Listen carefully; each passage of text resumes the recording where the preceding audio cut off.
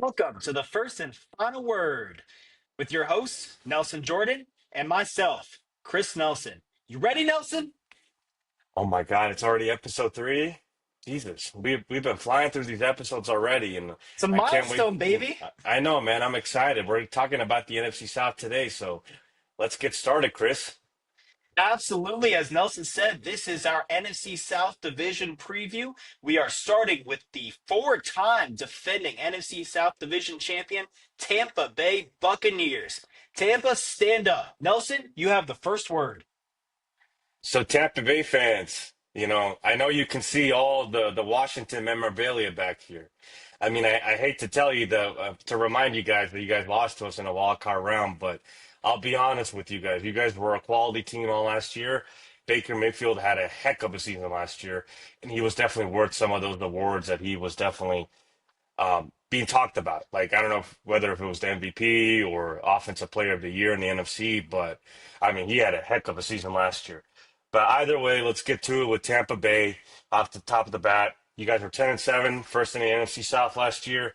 As I did mention, you guys lost to the Washington Commanders in the wild card round off a last second field goal.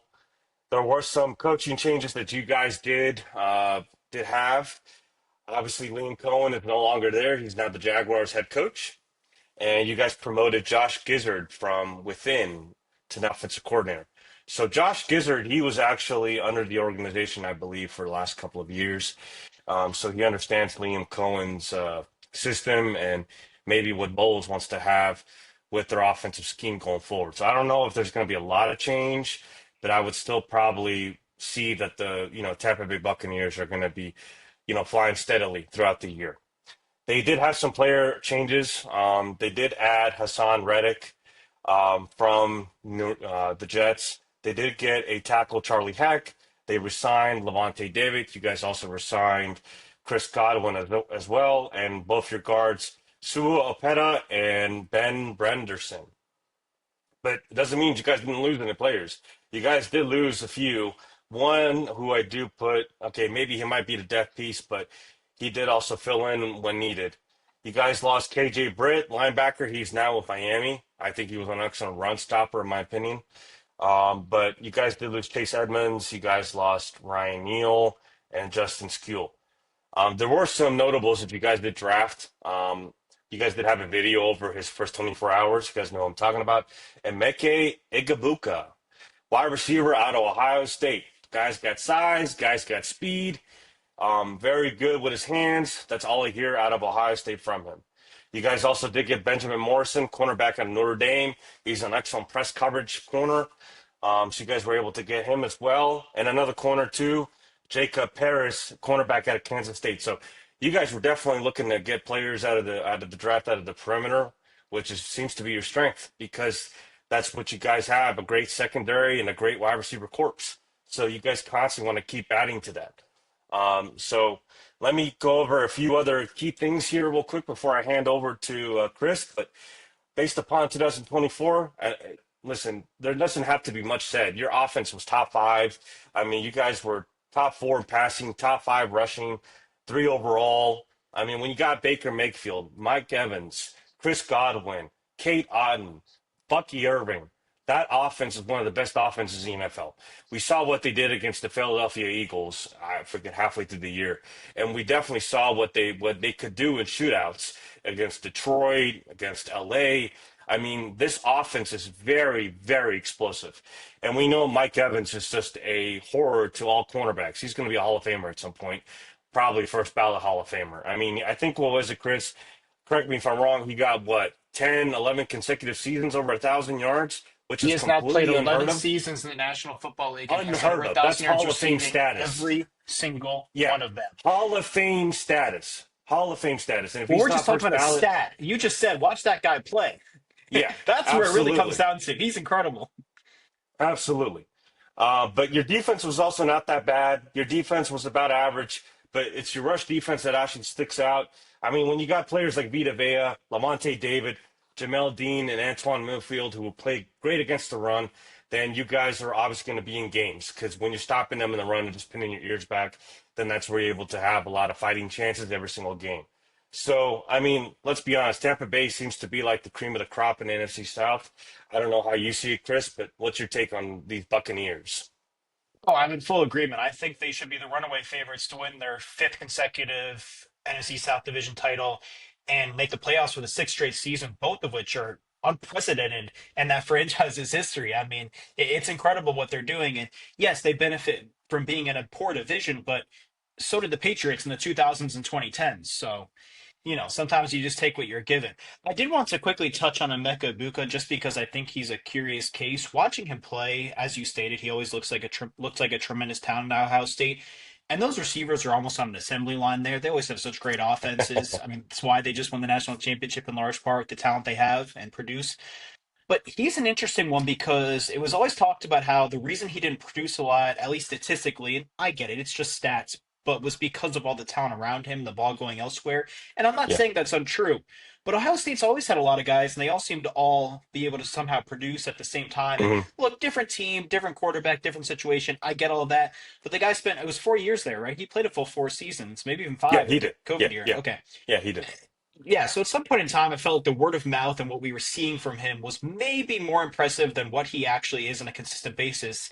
And it's not like he's going to a situation where he's the guy. I mean, like you said, they have Mike Evans, who's the guy. They have Godwin.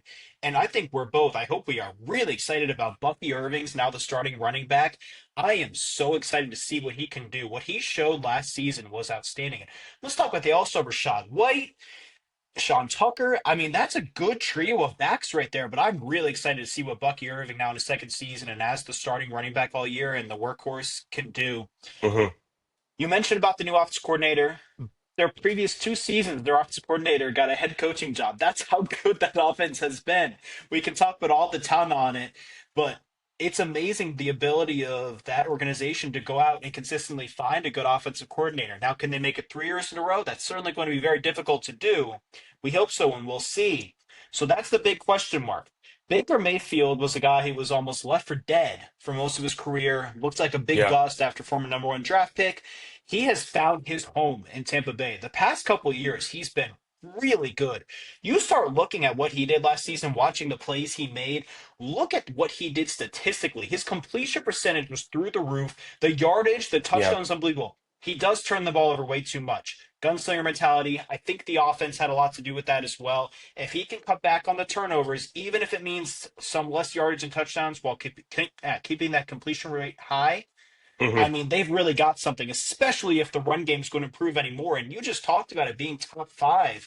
And we didn't even, Bucky Irving now could really take it to another level. That's scary for the rest of the league. But let's talk about the best player on that offense, the left tackle, Tristan Wirfs.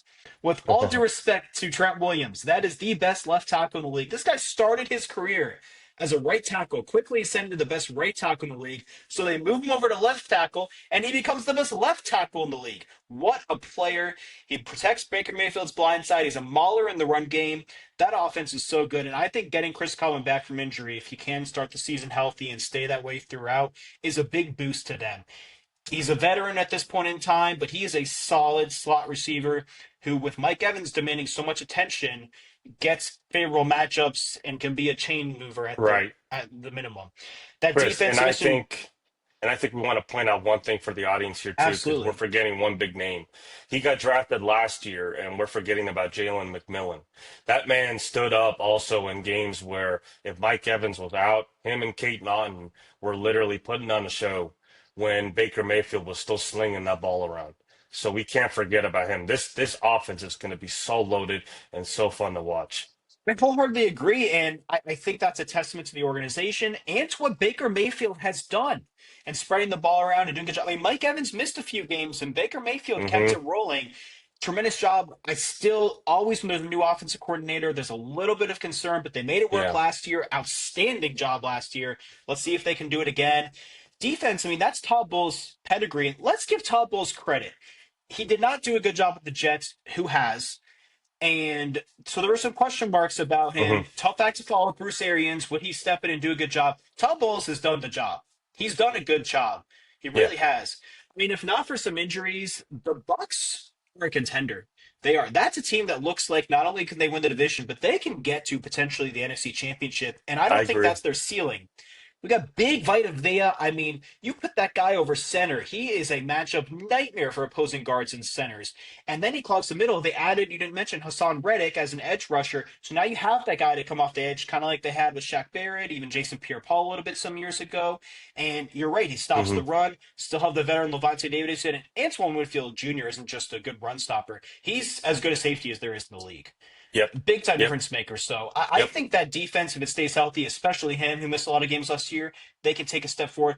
I like the Tampa Bay Buccaneers in the conference and the league, not just in the division. I think that is a really good football team that, if you look deeper, if they stay healthy, that's a team who can win a good number of games and really have a lot of success this season. So I think that you should be excited about them if you're a Tampa Bay Buccaneers fan. I really do. Nelson, what is your final word on the Tampa Bay Buccaneers? Well, with that last statement, Chris, I think you're hinting at something. So, audience, I hope you pay attention to what he said. I'm not saying take your money to MGM, but you No, might don't be take your leaning money some way. anywhere. No predictions. I'm just giving credit where credit feels like it's due. But no, Chris, I'm in agreement with you. This offense with Baker Mayfield, I think they're going to fly. I don't know if there's going to be that much change. This offense should look the same. For me, again, confirming with you, so many playmakers on offense. It's so hard for defenses to even pinpoint what the Buccaneers are going to do. Now, granted, what the Commanders did to them in the playoffs, it was more so of, the elongated part of the season.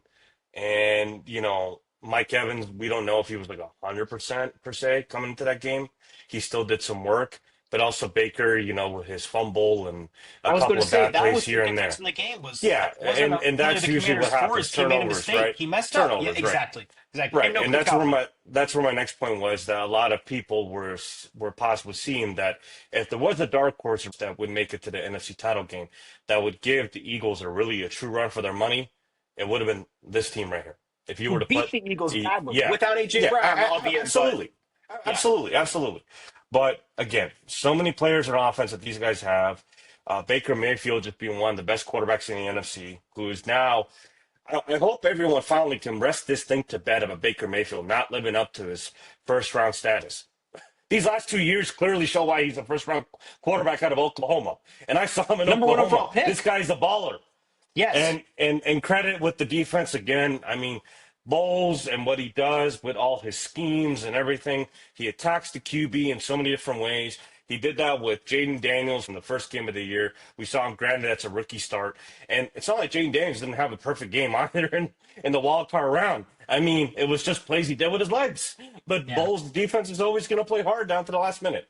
So, again, the ultimate question is, will this team really stay healthy? If this team can stay healthy, I really do think the Buccaneers themselves are literally a dark horse for a Super Bowl run. They just have to stay I'm in healthy agreement. because they have all the pieces in play. And the one position where they do have to stay healthy, because it seems like they can never stay healthy, corner. If they can stay healthy at corner with who they have now, I think they're going to be a legitimate top 10 offense and top 10 defense. And we saw what the Eagles did with both last year, for God's sakes. So that's the only, for me, the biggest what if. Can they stay healthy? And if they can stay healthy and Todd Bowles can kind of stay a little bit out of his way of managing some in games too, because that Chris Godwin, leaving the players out there against the Ravens, I mean, I think everybody down in Tampa can really be like, why the heck did you do that? Because that's why Chris Godwin got hurt in the first place. I mean, I don't know. That's just me in my opinion. But yeah, if those two things can go right for me personally, I think the Tampa Bay Buccaneers are really a dark horse to get to the Super Bowl, in my opinion. But we'll go over to the second team now. We'll discuss about the Atlanta Falcons. So with further ado, Chris, you got the first word. I am not at all optimistic about the Atlanta Falcons. Just going to come right out and say it up front. In fact, outside of the Ouch. Tampa Bay Buccaneers, I think this division is horrible. I just don't understand what the decision-making process was to go out and sign Kirk Cousins to a massive 4-year contract.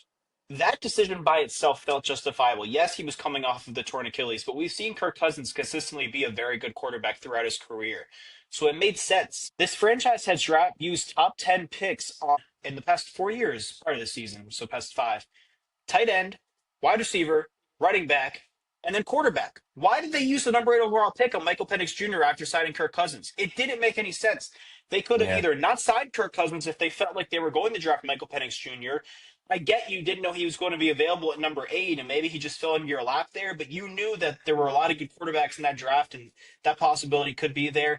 I just didn't get it. And at that point, you took Kirk Cousins. There's always going to be another good quarterback. Roll the ball down the road. You know you're locked into Kirk Cousins for 4 years. Do you really want Michael Penix Jr. backing up for 4 years? Is he that much of a project, especially at his age? Because he played in college for a long time. And Hmm. which is just a number. I get that. But realistically, they would have taken a good player that would have been impactful and made that team really good. But when you start to look at it, what is this organization doing? First of all, now you're paying Kirk Cousins all this money to be your backup quarterback. So you make the decision late in the season to change to the rookie Michael Penix Jr. because of what you consider poor play from Kirk Cousins, not defending and saying he was playing well. And so you figure, okay, we're playing the Giants. That's an easy win. So let's go ahead and make this his first career start, have an opportunity for him to rev up, and then we'll be ready for the final couple games of the season. You have an opportunity here to get in the postseason. Okay, they're at five, they're sitting at 500 with their record. They've swept the Bucks, who are in a similar position. They have a chance to win the division. You could also use that game as a more of a get right game for Kirk Cousins against the Giants. Now they do take it to the Giants, to be fair, but Michael Penix Jr. wasn't exactly great. And if we look at those last few games, they lost both of the next two games in overtime. I'm not saying that if Kirk Cousins starts at quarterback, they win those games, but they did lose those games in overtime. He's proven to be a really good quarterback last season aside, who knows? And then if they win those two games, they win the division. We're talking about a whole different scenario here. Instead, we're talking about look, Michael Penix Jr. didn't even complete 60% of his passes last season. He threw as many interceptions as touchdown passes, and he threw three interceptions in those three starts.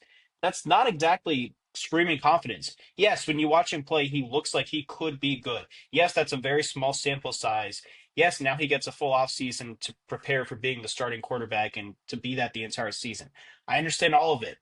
But when you start to look at this roster, you're paying Kirk Cousins a ton of money over the next few years to be your backup quarterback. That limits what you can spend elsewhere. And this roster simply lacks talent. We talked about those top 10 draft picks. Kyle Pitts was really good as a rookie. Looks like what he was supposed to be with how high he was drafted and what we saw him be at Florida in college. Hmm. Since then, he has not looked good. He was not a very good player last season, nowhere near what he looked like as a rookie. Maybe having Michael Penix Jr. at quarterback the full season changes that. That kind of seems unlikely, though. And Drake London has never come close to living up to where he was drafted. Now, Bijan Robinson is a really good running back. He put together a tremendous season last year. He's incredibly elusive when you get him out in space. He is really good. Good draft pick there. That's a good piece. But every single defense is now going to key on him and try to take him away, a la Bill Belichick. So, what other options do you really have when none of these other guys are proven? And again, you're limited in what you can spend because you're spending so much of it on Kirk Cousins to sit on the bench. Now, the best player on that offense is their right guard, Chris Lindstrom, the perennial All-Pro. He's tremendous, and when they run the ball behind him with Bijan Robinson, that is that offense at its best. He's a big-time difference maker. The problem, though, with this team, to go even deeper, is they have more issues on defense than on offense. They have not invested in the defense in the same way. You've got a bunch of veterans on this team who feel like they're past their prime. They feel like players who had a really good season or two at one point in time years ago and are no longer there. I mean, you're paying a lot of money to AJ Terrell at cornerback like he's a star cornerback. He had a good season or two a few years ago. He hasn't been as good since. He doesn't seem worth the money. I mean, he just feels like an aging veteran almost at this point with how disappointing he's been. Jesse Bates the third a couple years ago put together an all-pro season. He got a lot of interceptions, big sixes. He was tremendous. You go out and you hire Raheem Morris, who did not have do a very solid job with the Bucks. Now, to be fair, we've seen coaches who have had struggles and then come back later in their careers and become a head coach and do well. Bill Belichick, most prominent among them, to mention him again.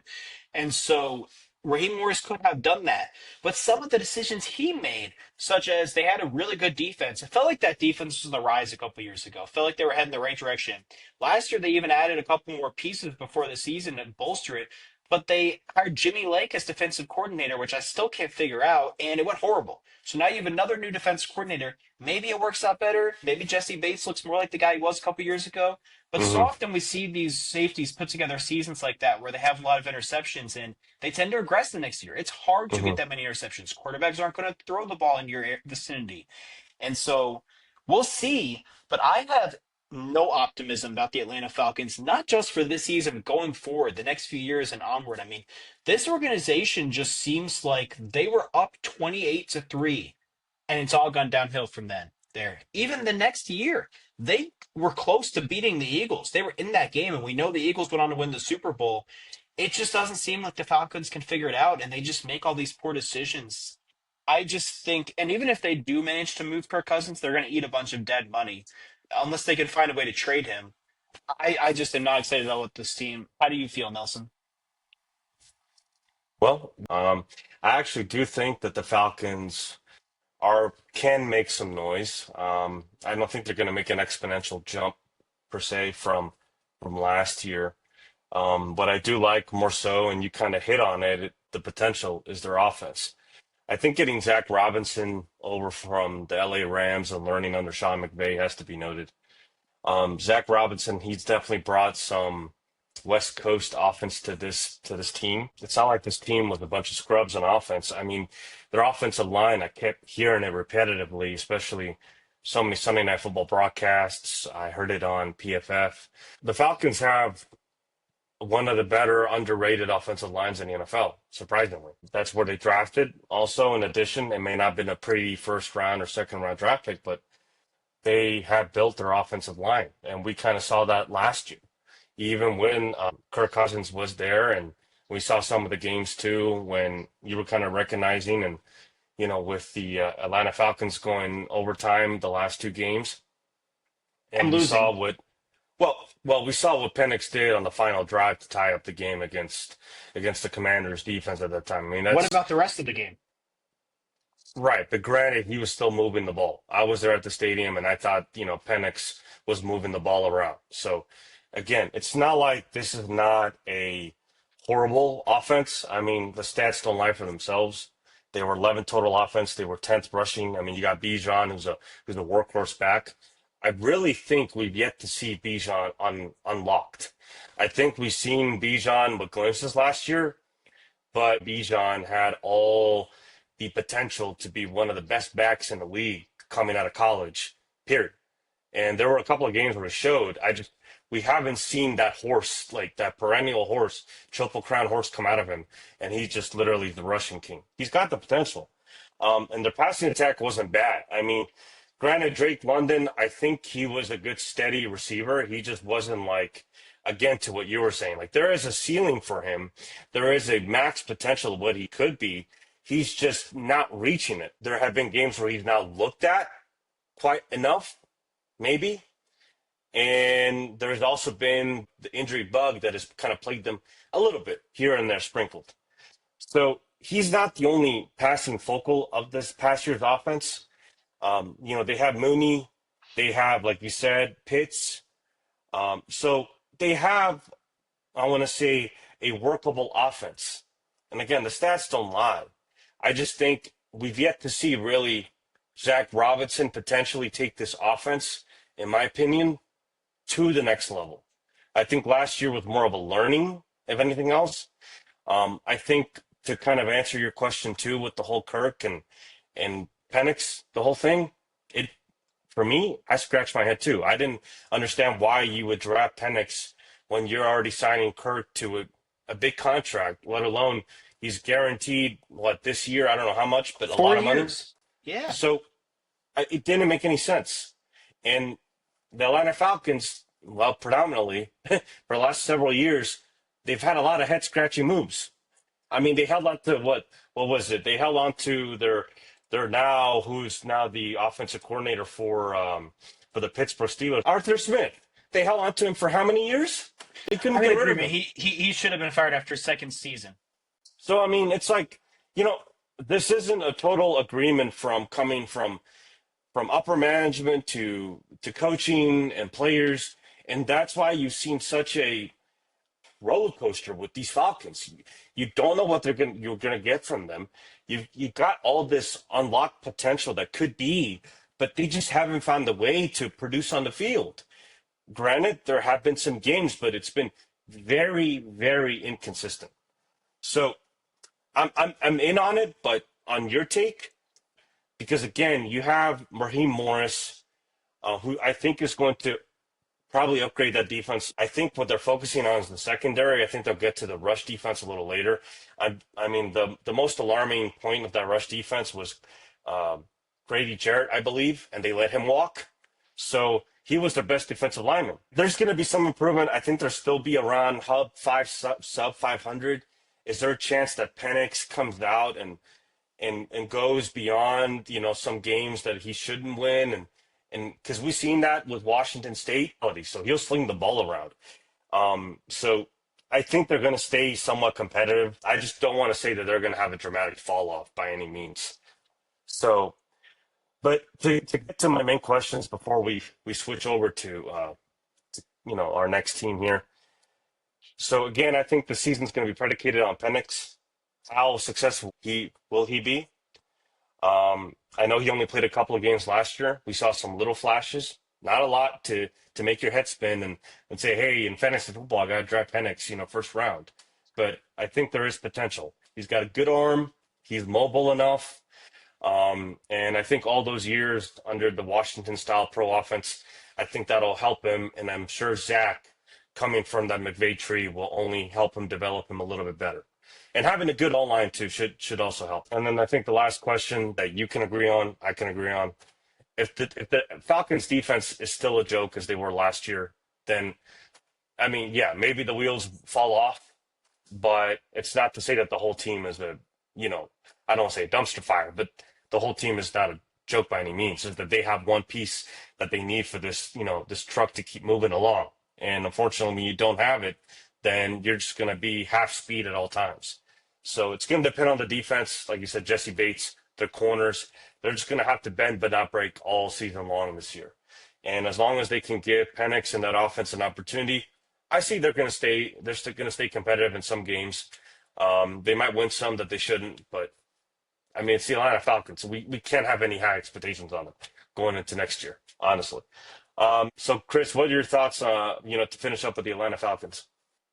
Yeah, so for the final word on the Falcons, look, you mentioned about the offensive line. They had Jake Matthews at left tackle, who many years ago looked like he was a very good left tackle and did have some really good seasons. But at this point in time, he's far removed from that. He's old.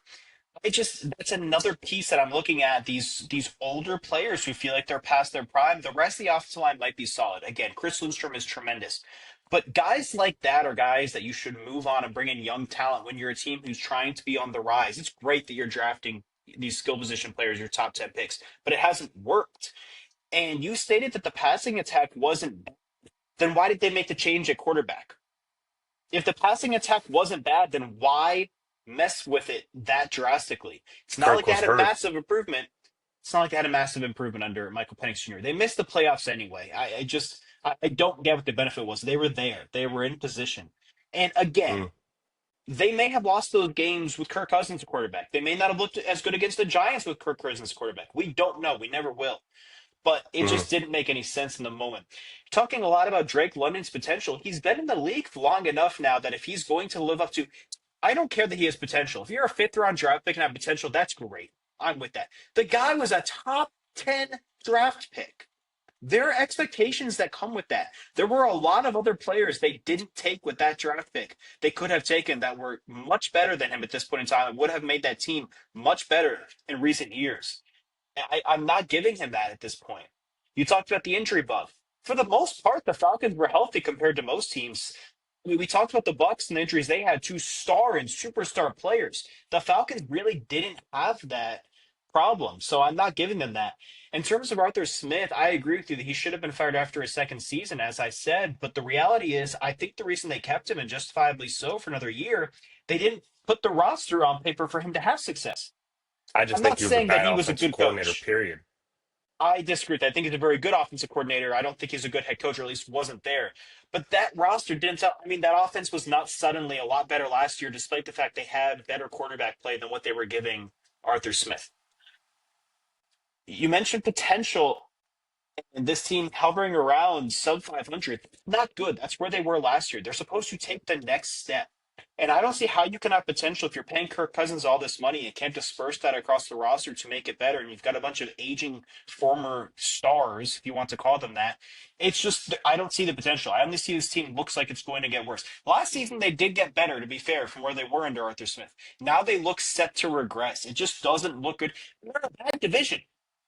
Every opportunity is there for them to be able to deliver. You mentioned Grady Jarrett. When they moved on from Grady Jarrett, it was the right call. He was past his prime. That's what they need to be doing with a lot of these other guys they're not doing. They should not have paid AJ Terrell all that money. It's not worth it. I mean, he's not producing at that level. Move on. They made the right decision with Grady Jarrett. And then you mentioned about Michael Penix Jr. being a gunslinger. Well, that's what you got upset with Kirk Cousins for being. He was a gunslinger. That's why he threw all those interceptions. You benched him for that. And I'm not saying it wasn't justified. If they wanted to move on after the season, okay, financial implications aside. But then you can't put in another guy doing the exact same thing who's inexperienced and isn't going to be able to handle that as well as Kirk Cousins maybe could. That doesn't fix the problems you're having. So I like that you're more optimistic about them because we want to see teams succeed. But I have zero optimism about the Atlanta Falcons organization. I think that organization is letting the city and the fans down. That's how I feel about that. But we'll go ahead and transition to the Carolina Panthers. And Nelson, you have the first word on them. Yeah, so what is there a lot to talk about the Carolina Panthers? Bryce Young, right, and just his development. But it was quite a flip-flop of the year if anybody was even watching these Panthers because they looked like they were anemic and they were going to have one of the worst seasons in their history. From especially from the start. And you had, Bryce Young, I remember watching on NFL Red Zone. He was playing against the New Orleans Saints at New Orleans, and he looked like he just wanted to, I hate to say the word, but he wanted to like ball out his eyes. He hated it. He was just like, what do I have to do? He was so frustrated with himself and his gameplay. And everybody in Carolina, I believe, wanted to have him, whether it was released or just gone from Charlotte in general. And Bryce Young, he's got talent, and I think Dave Canales, I think he did the right thing, and I think he made him sit and learn from what Dalton did, and he got better when Dalton got hurt. I mean, we saw in a couple of games he was competitive. He was finally seeing, reading defenses, playing better. And now we have, finally some talk in Carolina. Well, let's see where this goes into next year. Because, Carolina, they are a project. Uh, they don't have that many big names over there on offense or defense. This is straight up a project that Canals is going to have to do from the ground up for the next 3 years potentially. Their defense we know is not very good outside of J.C. Horn. They can't even stop a nosebleed on the rush game. Now the one thing that they do have going for them, surprisingly, and I remember rewatching the CBS broadcast of the Commanders and the Panthers. And I remember listening to the commentators, and they were talking about how, you know, if it's one thing that the Panthers have right, at least, it's they have this offensive line that can run the ball.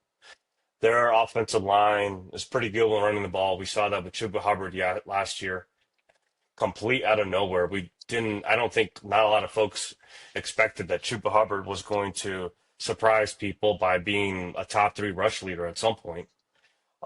So that's one thing that the Panthers can, I would say, hold their hat on. It's not to say that their offense stinks because they're really in the bottom half or bottom third of the offense. Their defense is nothing to talk about. But if there is any conversation to be had, Chris, and I know that you'll probably talk about it, it's going to be the development of Bryce Young, Canales, how they're going to have a relationship together, and just finally giving some sort of light to the fans of the Panthers to say, hey, we have our quarterback of the future versus, okay, now we have to do this all over again next year and potentially look at Manning or who else coming out of you know, out of college football. So I'll let you take on your word for this. You said that you felt they did the right thing benching Bryce Young. I'd like to start right there. I don't agree with you at all. I think that Bryce Young played really well at the end of the season. I think he had that potential coming out of college. That's why he was the number one overall draft pick. And I think they made a mistake there. I don't think they were better off with Andy Dalton at quarterback. I don't think Bryce Young suddenly learned something from that. And if he did, then why wasn't that being taught to him in practice? Why wasn't that taught to him in the preseason and camp? What are they doing wrong as an organization that they felt like benching a guy and having him sit and watch was the beneficial thing? That should have already happened. Let him play through it. It's a game to game thing. Every game is different. Every opponent is different. I just think he played matchups that were not favorable for him and he had bad games. And every quarterback has bad games. If Lamar Jackson had a bad game, the Baltimore Ravens do not bench Lamar Jackson. Sure, he's proven, but you took this guy number one overall. I get it, you have a new coaching staff. But if you went back to him anyway, I am very curious to see what they do with him this season because I feel like if Bryce Young has a game where he struggles or two, they're just going to say, forget it. Bench him and we're going to Hmm. move on from him. And so why not do that now? Go ahead and make that move now. Trade him and get the quarterback you want. If you're going to commit to him, commit to him. Start him every game. Let him play through it. We'll see what they have. But he did look really good at the end of the season. And look, I've been agreeing with you. I'm excited about the Panthers' progression. I don't just think this team could win 6 or 7 games. I think they will. I think they could win as many as 8 games. I think this team is trending up. Look, they don't have the pieces. You mentioned they only have one good player in defense, and J.C. Horn. He is very good, no doubt. The guy you're leaving out though is Derek Brown, who a couple years ago was very good, and he got hurt in the opener last year, season-ending injury. That was a big loss for them. Huge impact on them the rest of the games that season, and they would have potentially won more games had he not gotten hurt. They get him back. If he's the guy we saw when he was healthy a couple years ago, he's a difference maker. He's every bit as good at his position as J.C. Horn is at his. So that's a couple of good pieces you have there. Yes, you need more, but it is a couple of good pieces. And on the offensive side of the ball, outside of Bryce Young, look, I'm in full agreement with you. There's not a whole lot there. They did get Robert Hunt from Miami, who put together a really good season and is a really good guard. So that's a piece they have. The problem is he's the only piece they have. And that doesn't bode well for Bryce Young. Adam Thielen's a solid veteran receiver, but you just don't have much there. You mentioned about Chuba Hubbard, however, I am with you on that. I'm excited to see what Chuba Hubbard could potentially do this season. I felt like last year when he got his opportunities, he played well for the most part. Miles Sanders is now gone. He's in Dallas, and that obviously didn't work out. You get his payroll off the books as well. I think Chuba Hubbard is the guy this season to start for every game and get him to be the workhorse that and then that role. He could really have a good season. So I think there's some pieces there that could be good for the Panthers and that they're a team that's in the uprise. I would be shocked if they're not better this season than what they were last year and trending the right way, even though I'm not a big Dave Canales fan right now, and I hope he sways me because that organization as a whole has been very poor. The ownership that they've had for however many years, been past several years, Yeah. it's relatively new, has been very poor. And a lot Yeah. of Under times it Tepper. starts at the top. Yeah. And Tepper has just looked like a horrible owner, and I just feel like they can never be good with him as the owner. So I'm very curious to see what they look like this season. I do expect them to be a losing team overall, but I want to see them trend in the right direction, like the Lions a few years ago.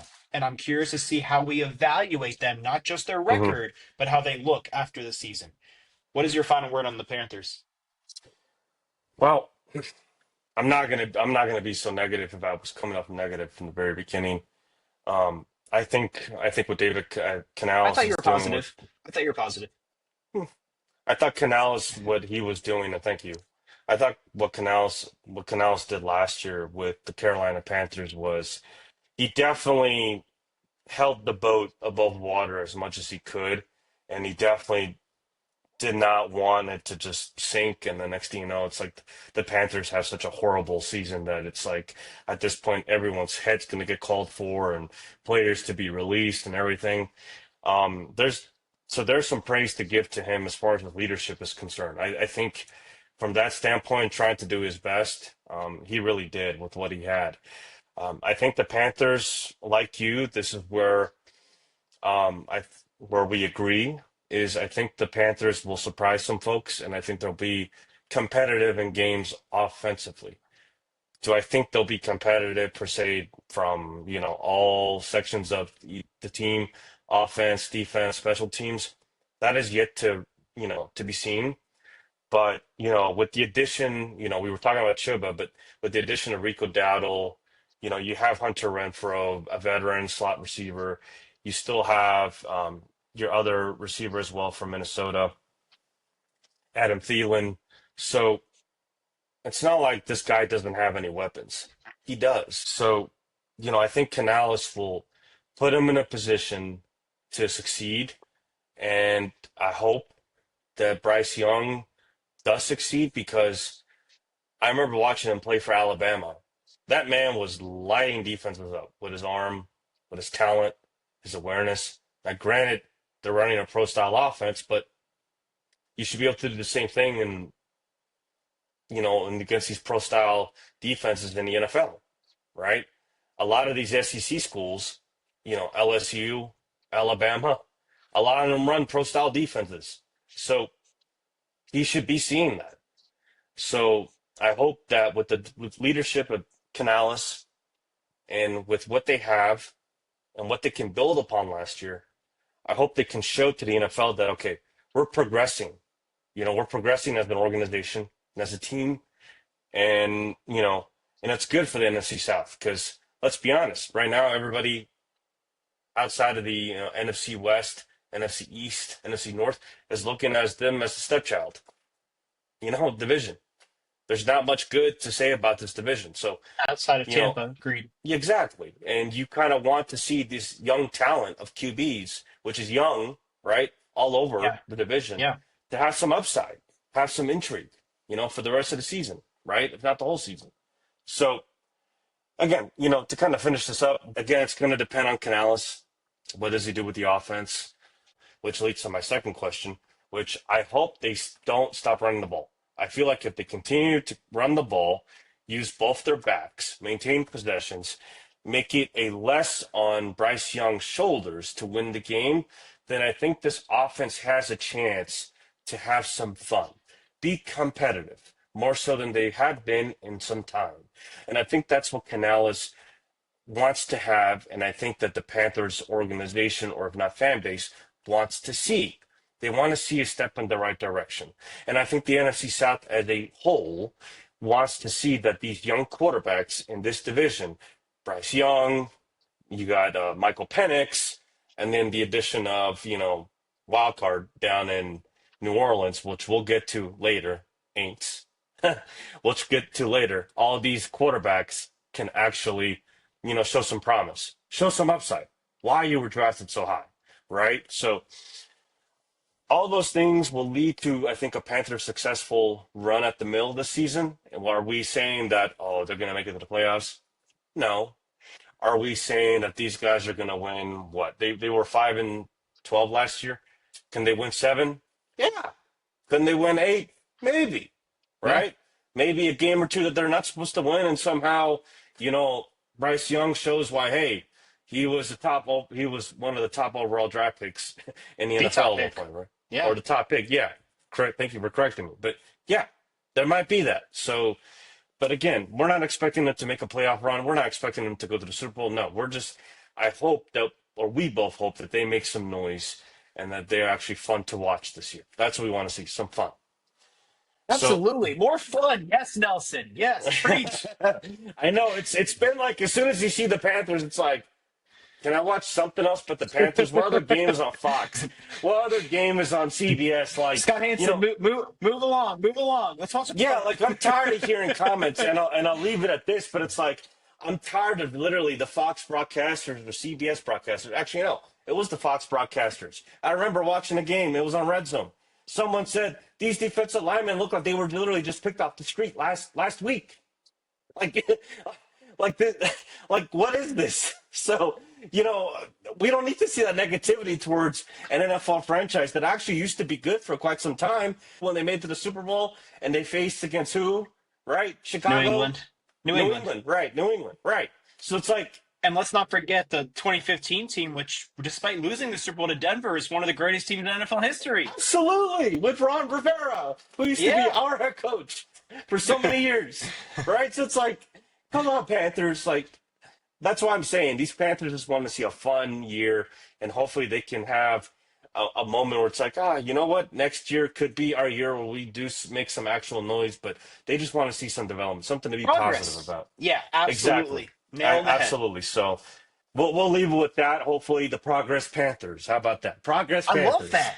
Yes. Hey, Progress get those Panthers. So T-shirts made in Charlotte. Come on, guys, in the Carolinas. I want to see it. We'll come get some. there we go. But yeah, enough talking about the Progress Panthers. Now it's time for the ultimate, the march of this team. We love him, right, Chris? What are we gonna call him this year, right? Well, based on what I'm feeling, are we going to talk about the Aints? And for those of you listening instead of watching, Nelson and I have donned our classic Aints brown bags. We joke, but the reality is they are back to that. I mean, for the longest time, this franchise was just poor. And under Sean Payton, they, for more often than not, had a lot of consistent success. I mean, they were very good. And it just feels like that was it. That's all they get. They have gone back to it's the organization that is the problem. When Sean Payton chose to go become a studio analyst at Fox for a season and then ultimately go coach the Denver Broncos. All they did was promote their defensive coordinator, Dennis Allen, to head coach. Did anybody see the job Dennis Allen did with the Raiders? I get they're the Raiders, and for the past 23 years, nobody has been successful with them. But it wasn't just bad, it was horrible. And look, we talked about with Raheem Mostert, quote, coaches can, when they get a second chance later on, can improve and have a better opportunity. But it just felt like he's already the defensive coordinator.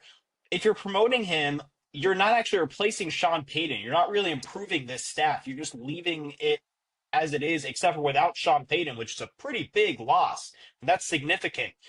And I think the most memorable moment of Dennis Allen's entire career is that they're playing a game and late in the first half, they have the ball and they've got timeouts and the clock is winding and he calls timeout, which for whatever reason was head scratching for the broadcasters. I liked it. I'm like, yeah, let's try one more play. You got the timeout. Why not call it? Well, he sends the offense back out to take a knee. Just look like back run now. Why did you need to run that play? I mean, Mike Ditka once traded all 7 of his draft picks for Ricky Williams, and it's not the worst coaching decision in the history of the franchise anymore. That's how ridiculous that was. I just can't get past it. I can't believe it. And this team just looks awful. So Derek Carr retires, and you have no plan in place. They're going to start Tyler Shuck at quarterback from everything we see. I mean, by the time this guy takes the field as the starting quarterback, the fan base hasn't even going to have learned had time to learn how to properly pronounce his name. I just don't get it. I mean, and he was considered a reach where he was taken. And if you watched him play at Louisville last year, it's not that he wasn't a really good quarterback. You would have taken that away and said, hey, this guy looks like a mid level draft pick who could play in the Yeah. NFL. But he didn't look like a guy who should be starting every game as a rookie in the league. It's just absurd. It just feels like a disaster waiting to happen, especially when you look at the lack of talent on the rest of the roster. Look, they have a really good center in Eric McCoy. He's very good. We'll see what Alvin Kamara. Alvin Kamara, first of all, needs to stay healthy. They chose to pay Alvin Kamara at this point in his career for whatever reason. He needs to stay healthy and be consistent. But even if he does stay healthy, the reality is every single team is going to do the Bill Belichick and key on him. They're going to load up the box to stop him from running up the middle, and they're going to cover him in Yeah. the passing game and force those other receivers to win one-on-one on the outside and Tyler Shuck to be able to get the ball to them and make plays. And I just don't see how anyone in New Orleans has any optimism that's going to be able to happen on a consistent basis. And then you start to look at the defense.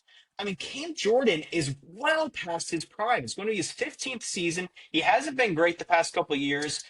I don't know what's left on his contract, how many years he has, and maybe you're playing that out, want him to be a Saint for his whole career. Okay, fine. But you're not benefiting from having him on the roster. Maybe he's there to mentor the younger players, give you veteran presence. I don't know. Demario Davis is a good linebacker. Maybe you have something there with him, but he's not exactly getting any younger either. And they're going to be in they're going to be in a new defense this year. And on the back end, why do they still have Tyron the Honey Badger Matthew? Move him. Where is the benefit of that? Bring in young players. Bring in a young safety. Why are you paying these guys? Bring in young players development. You have a horrible team. I don't understand. Kellen Moore earned the right to be a head coach, and I hope it goes well for him, but I feel like he's being put in a horrible situation. We don't know that he would do a good job anyway, but it just Yeah. feels like it's an officer. It feels like they said almost 20 years ago we hired a former Dallas Cowboys offense coordinator, so let's just do it again, and hopefully it works out again.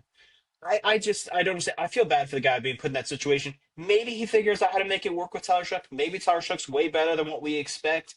Maybe there's more talent on that roster than what we're seeing, but Hmm. it just looks like a Hmm. disaster waiting to happen. And they've been building towards this. They have consistently been regressing year over year. I have no Hmm. optimism about the Saints. How do you feel, Nelson? I'm going to keep this short and quick, but this all falls on Mickey Loomis. This is literally his fault. This, no joke. It started with the contracts that he's always been kicking down the road, as everyone always thought about. Well, how is Mickey able to pay all of these big time players, right? Drew Brees was contract, Alvin Kamara, I could go on and on. And now they're so underneath the cap that, I mean, granted, I don't think we want to ever see a player retire because of injury, but it was almost a blessing in disguise with Derek Carr's injury because now that comes off the books. And I think now they're what, a couple million above cap?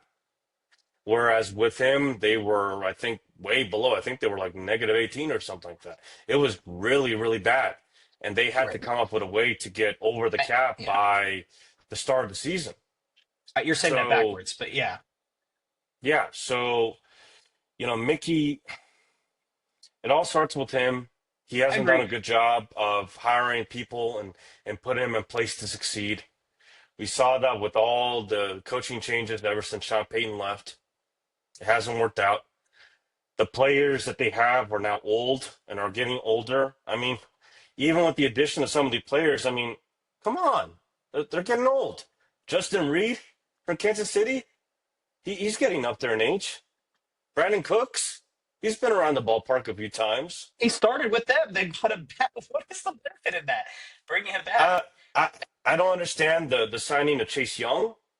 Chase Young, I mean, I know what he did with us, but he wasn't overwhelmingly good down in New Orleans, other than maybe holding for the run, I guess.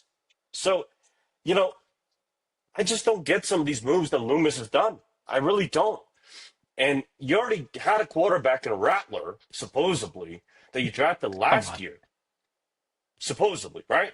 They And tossed now him you into draft newbie. another They had to. quarterback. He's horrible. I know, but you draft another QB, and like you said, Tyler Shuck, It feels like the same it, thing. over and over again. Yeah. And and I really do feel bad for like some of these players that they have on offense because I feel like at this point, if I'm Kamara, Olave, Rashid Shaheed, if possible, if I'm any of these guys, and the team is what 3-6 by the halfway point, I'll call my agent and be like, "Get me the hell out of New Orleans. Why do I want to stick it out here? Because there's nothing for me to continue to add to this team if they're going to be on the rebuild for the next 4 or 5 years. Kamara is 29. He doesn't have that many good years left in him, right? I mean, even though he had a quite a season last year, let's be honest, he did before he got hurt. He had a good season, But he but always gets hurt. but but exactly, he always gets hurt, and that's because he's the best player on the field for them, aside from Olave. So he's always getting touches. So when he's the He's main the focal best point, player. He's better than Olave. well, aside from Olave and his game-breaking speed that he can have, aside from that, but Kamara is the focal point. He gets 20 to 30 touches a game, all right? And Yeah. when you have a carrier of that magnitude, just like Barkley, who was on literally on a reporter talking to him. I don't know how many years I got left in me. That takes a toll on the body, and we don't know how long Kamara is going to keep going and going and going, especially at this rate that he's got. So and plus he's getting paid a lot too. So and for him, at least he's holding up his end of the bargain to be performing the seasons he's got. But yet this team You got to be on the is field. just bottom of the barrel. They're not good. They're not good, and that starts from the top of the organization. So listen, Saints. Listen, I know we clowned you. We called you the Aints, and we did that all for joning and jokes. But the Saints were good at one point. There needs to be a time, and I hope where there can be some leadership change, management change that can bring more modern eyes to what now is the NFL, and hopefully you guys can do that in a quicker time period. Maybe Kellen Moore can spark that fire because he's got a good brain when it comes to the offensive side of the games. We never seen him lead a team, so maybe your offense can be somewhat successful, but how long can that be sustained, right? How long can Kamara sustain a no injury season? How long can Olave sustain a no injury season? Because he's been injury prone too, right? Majority of your players have been. So even if there is some excitement at the beginning, it's literally going to tail into the end regardless. And this is going to end up towards being a rebuild in my eyes. I don't know about Chris, about you, but that's just me personally. No, I don't Um, think it's a rebuild. I think they're going into a rebad.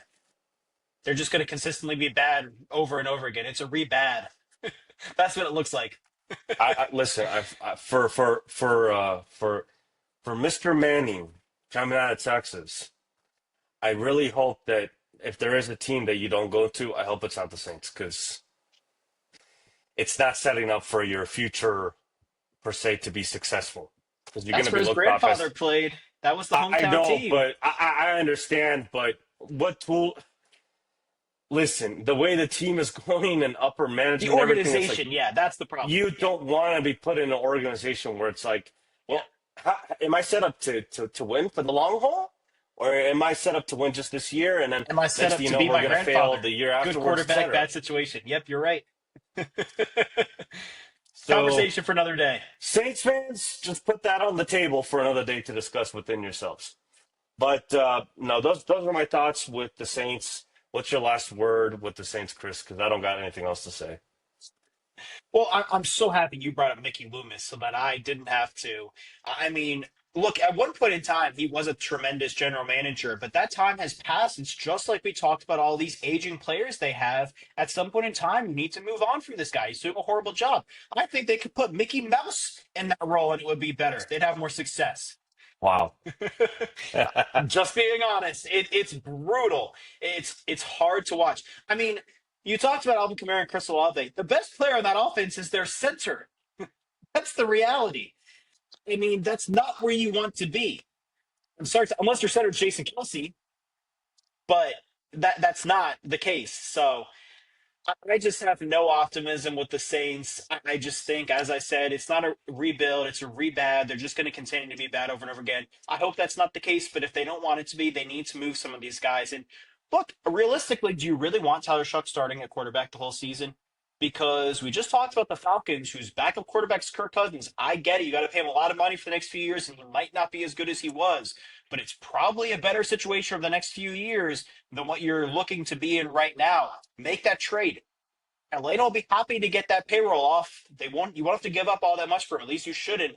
And you can get rid of Tyrann Mathieu, move him, and other guys like that. Move these old I aging players who agree. are past their prime out. Bring them I in. agree. Deal with it for a few years. Just try to get better each year, and I then agree. you can put the pieces in place to have a good future. But you got to get rid of Mickey Loomis, and clearly that's not going to happen for this season. So they're just going to bottom out and I mean, what do you do then? Because if you bottom out on a high draft pick and you're invested in Mickey Loomis now, you're probably going to want him to do the rebuild. So I don't know. I'm going to leave it there. I don't have much more to say on this. Good luck, Saints. The Superdome, when the Saints fans get on there, is so loud and awesome. Those Saints fans are tremendous. They've been through a lot. They stuck by that team. They're crazy Hmm. characters. So Yep. I hope the best for them, and they deserve better. They deserve better. Absolutely. Nelson, what do you have as your pre-training camp projected standings for the NFC South? Well, I think it's pretty cut and obvious. I think we discussed this, but Tampa's going to be the division champs this year. They're just too loaded on both sides of the ball. They're way ahead of everybody else in the division. Atlanta, I think, will come in second. I think they have a more stable offense amongst the last three.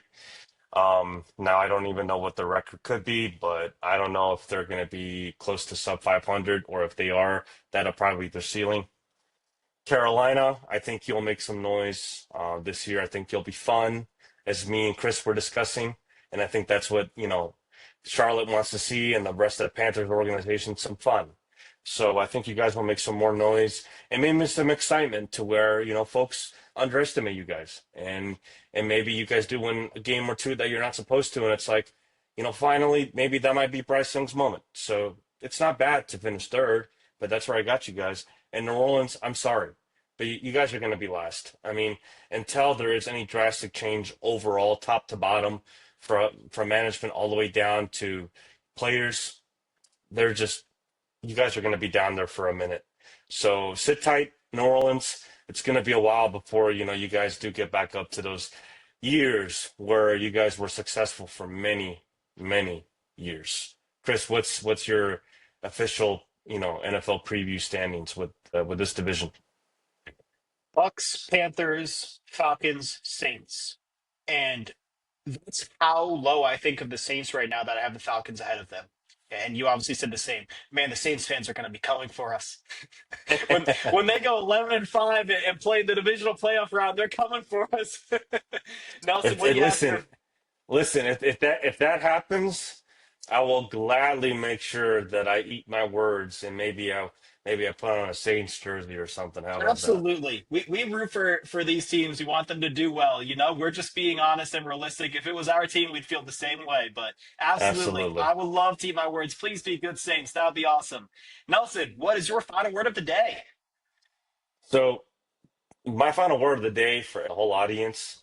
This is going to be something that may come across the next week or so, but this is involved in fantasy football, and we just started to revive some of our leagues because training camp is literally a month away, guys. But I can't tell you how many times I want to rip people's heads off just because they're either auto drafters, they don't know what the heck they're doing in fantasy I love drafting this. people Yes. at, Thank at, you. at freaking reaches, or like taking a backup quarterback over the starting quarterback. Like all Phone it these in. moves that just don't make any sense. Like, come on, keep fantasy Or football never use the competitive waiver wire. and honest and enjoyable, honestly. And if there's any information that I can give to anybody who is a big fantasy football guy like myself, and maybe me and Chris might deluge into that maybe later down the road, and I say maybe, but if there is one thing that I can provide an insight for anybody who's listening again, is if you're gonna come up with your own draft board, the way that I do mine, and I find that it's beneficial for me and it works for me, is literally take the players in whatever position that you got them in or whatnot, and use them against their schedule, against the strengths or weaknesses. Like, for instance, the big player that came out a couple of years ago that carried me into two championship games, and another one I bottomed out because of injuries to the rest of the team, but nobody had thought.